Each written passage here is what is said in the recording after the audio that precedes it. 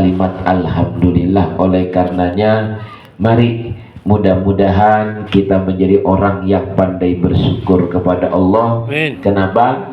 Allah tegas dalam Al-Quran. Apa kata Allah? Wa qalilun min ibadiyas syakur. Wa qalilun, dan sangat sedikit, min ibadiyah, dari hamba-hambaku, asyakur, yang pandai bersyukur. Jadi kalau ngelihat orang tidak pandai bersyukur, nggak usah kaget. Kalau ngelihat orang tidak pandai bersyukur, nggak usah heran. Karena Allah sudah nyatakan, sedikit sekali dari hamba-hambaku yang pandai berterima kasih kepadaku. Oleh karenanya mudah-mudahan kita ini bagian yang sedikit itu menjadi orang-orang yang pandai bersyukur kepada Allah. Alhamdulillah. Gimana tidak bersyukur? Contoh seperti saya, semalam masih ada di Madura, sampai jam 9 malam masih di Madura semalam. Jam 10, jam setengah 11 Pak Kiai ngajak pulang ke Jakarta. Coba bayangin ya, jam setengah 11 ngajak pulang ke Jakarta. Kata saya, kirain mau istirahat di Madura, tidak. Akhirnya subuhnya alhamdulillah di Brebes. Di Brebes itu subuh ya, di situ istirahat. Nyampe Jakarta jam 10 pagi ya. Alhamdulillah, alhamdulillah. Ya, semalam masih di Sampang, kemarin malam masih ada di Bangkalan ya. Jumat jam 12 malam berangkat, jam 9 pagi nyampe di Madura di Bangkalan. Dan alhamdulillah ya, ya begitulah. Saya selalu ngomong kepada bapak-bapak begini nih, kalau sudah Pak Kiai yang ngajak, jangankan orang, istri saya tinggal, kan begitu ya. Jangankan orang lain, anak istri saya tinggal, kalau sudah Pak Kiai yang ngajak.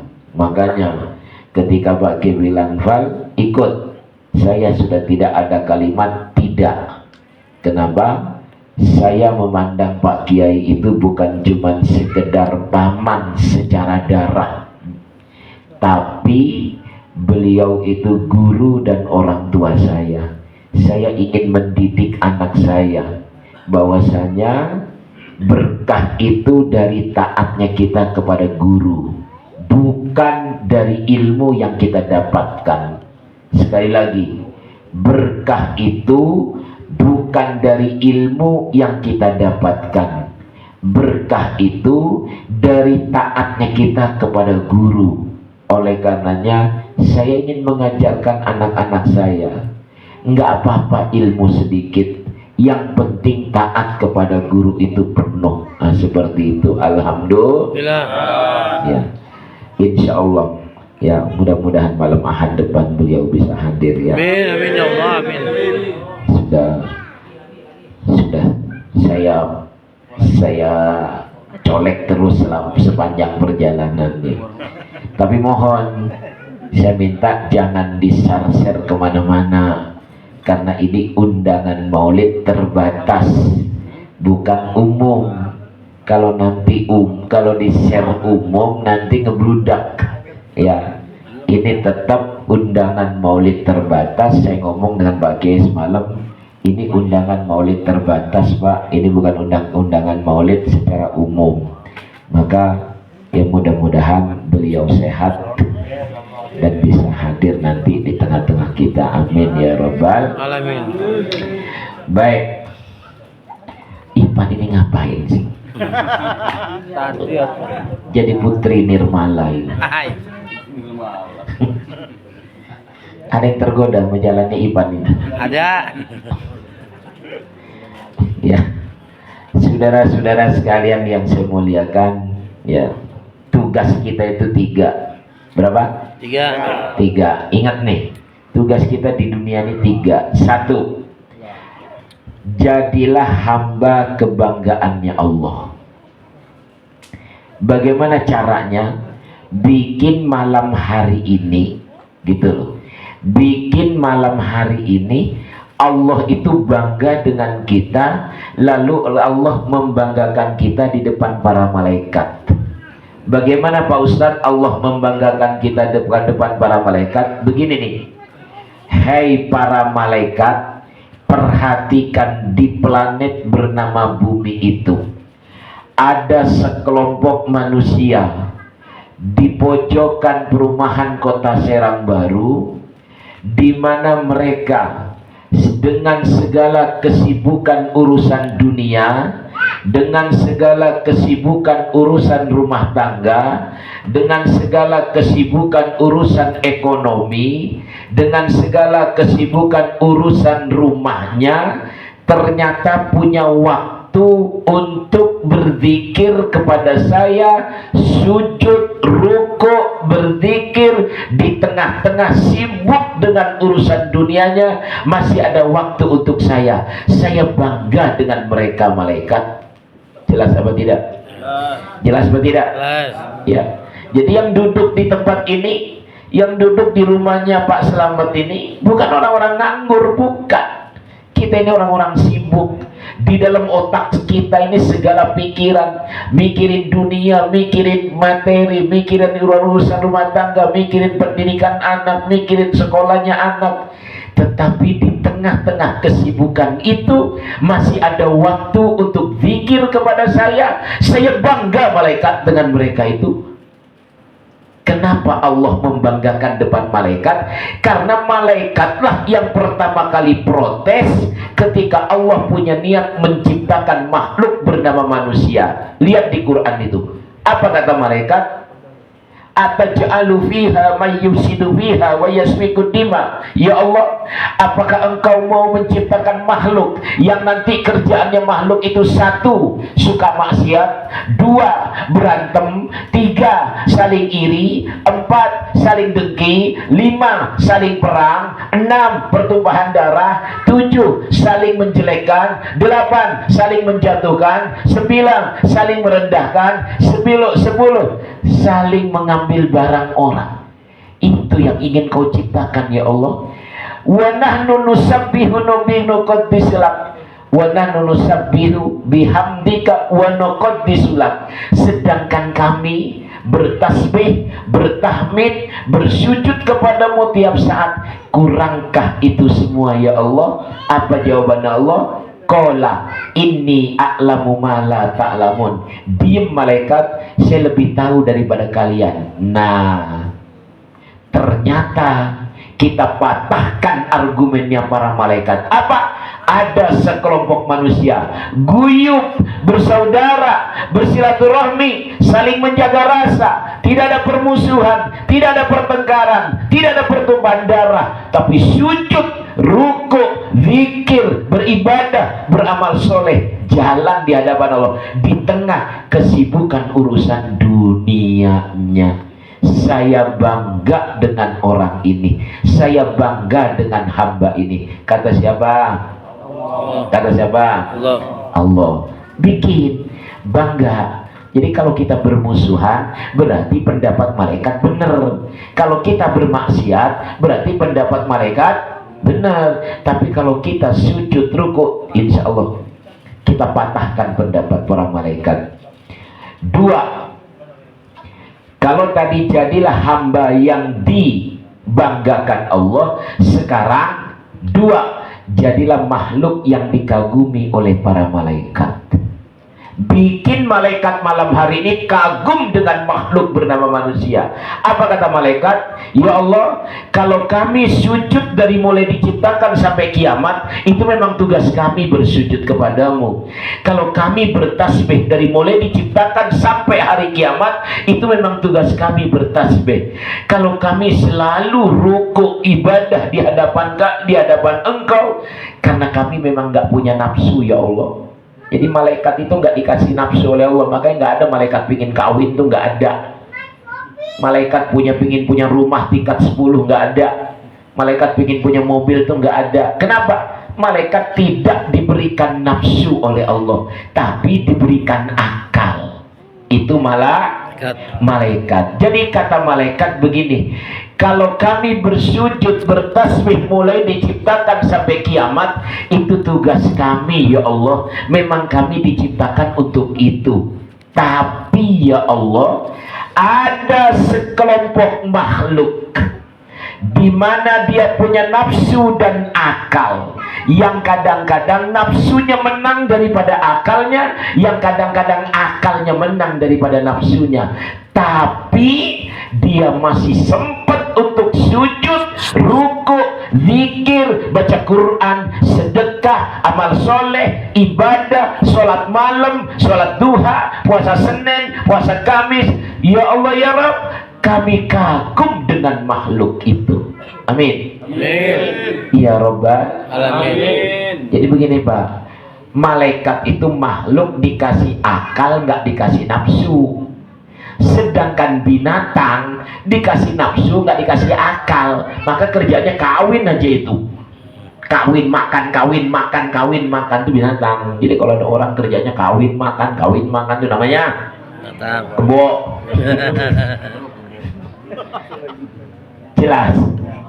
Jadi perhatikan, malaikat itu makhluk dikasih akal tapi nggak dikasih nafsu. Sedangkan binatang dikasih nafsu, nggak dikasih akal. Manusia akal dan nafsu ada di dalamnya. Maka perhatikan, kalau akalnya menang, sifatnya kayak malaikat. Tapi kalau nafsunya yang menang, sifatnya kayak binatang. Itu manusia. Maka kita berusaha jangan hancurin nafsu, nggak boleh kita hancurkan hawa nafsu, jangan, nggak ada yang kawin nanti. Adanya kita ini karena ada nafsu. Nih ada yang di depan kita ini karena ada nafsu. Kalau nafsu dihancurin, nih ada orang lari-larian kayak begini nih. Ini hasil nafsu ini.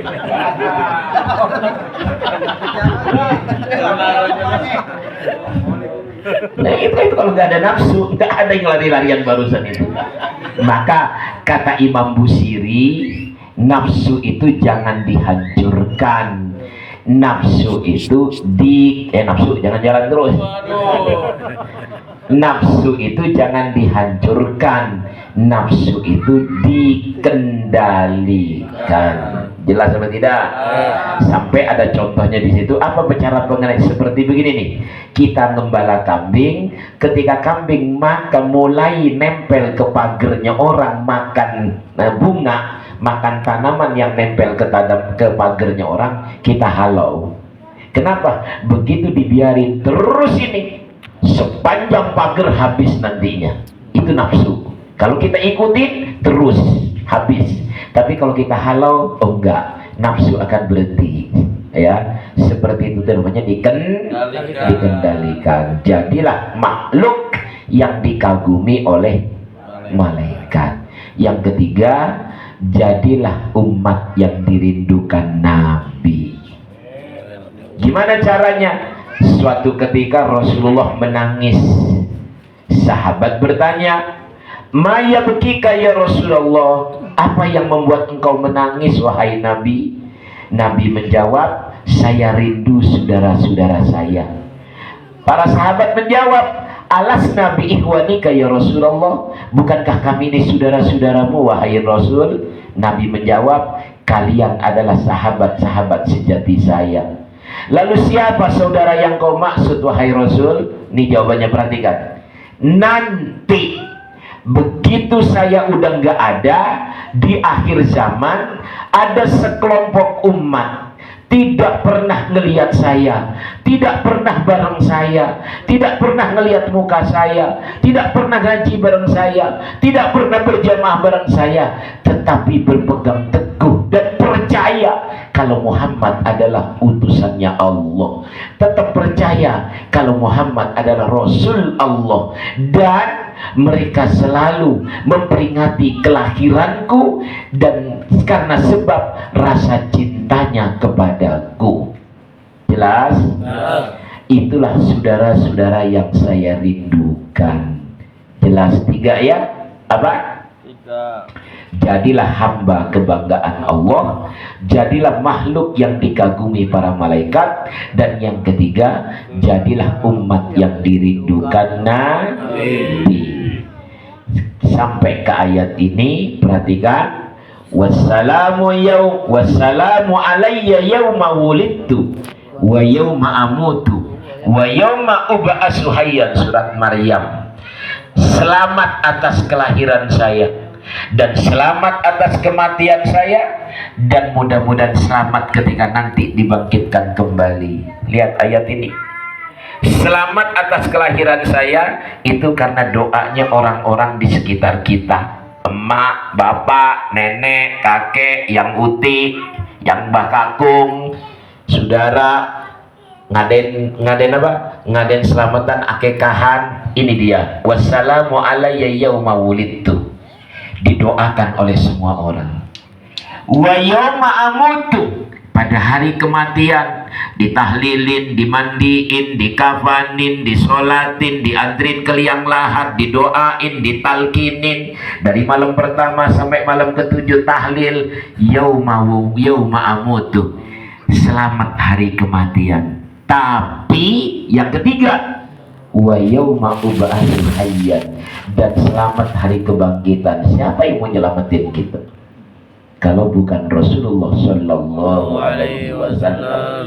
Maka perhatikan, kelahiran kita diselamati oleh orang-orang sekitar kita, kematian kita diselamati oleh anak, bini, dan cucu kita. Sedangkan nanti hari kiamat nggak ada yang menyelamatkan kita kecuali Rasulullah Sallallahu Alaihi Wasallam. Begitu umat Muhammad ini semuanya sudah lelah. Nanti ini cerita pendeknya. Ketika umat Muhammad ini sudah lelah, mereka semuanya lelah mencari pertolongan. Rasulullah melihat umatnya dalam keadaan lemas, letih, lelah. Kemudian Rasulullah sujud kepada Allah. Kata Allah, Muhammad, sudah tidak ada lagi sujud di tempat ini. Buat apa lagi kamu bersujud kepada saya? Kata Allah, walau saufa yu'tika rabbuka fatardo. Muhammad, angkat sujudmu. Apa yang bisa menyenangkan hatimu, saya ridho hari ini. Lalu Rasulullah berkata, lan ardo wahidan min ummati finnar. Saya tidak ridho satu umat saja dari umatku ada di neraka. Allahu Akbar. Allahumma sholli ala Muhammad. Coba lihat, nabinya seperti itu. Lalu kita males-malesan sekarang ini, cuman sekedar ngaji males, ke musola males, sholat males, ibadah. Nabi kita nanti di hadapan Allah dalam keadaan sujud kepada Allah di tengah padang mahsyar. Nabi sujud, kata Allah, sudah budeklah Muhammad, sudah tidak ada lagi waktunya sujud. Tidak ada kalimat sujud di kiamat ini. Apa yang kau pikirkan Muhammad? Walau saufa yu'tika rabbuka fatardo. Kalau kamu sujud dinaikkan, lalu kamu menyenangkan hatimu, saya ridho. Apa yang kau minta? Maka Nabi minta, saya tidak ridho satu umatku ada di neraka. Allahu Akbar. Sallu ala Nabi. Sallu ala Nabi. Inilah dia saudara-saudara sekalian, kenapa kita berlelah-lelah kayak begini ini, kenapa kita berlelah-lelah kayak begini ini, dalam rangka supaya diselamatkan oleh Rasulullah Sallallahu Alaihi Wasallam. Amin ya Rabbal Alamin. Ini saja yang dapat saya sampaikan. Ya.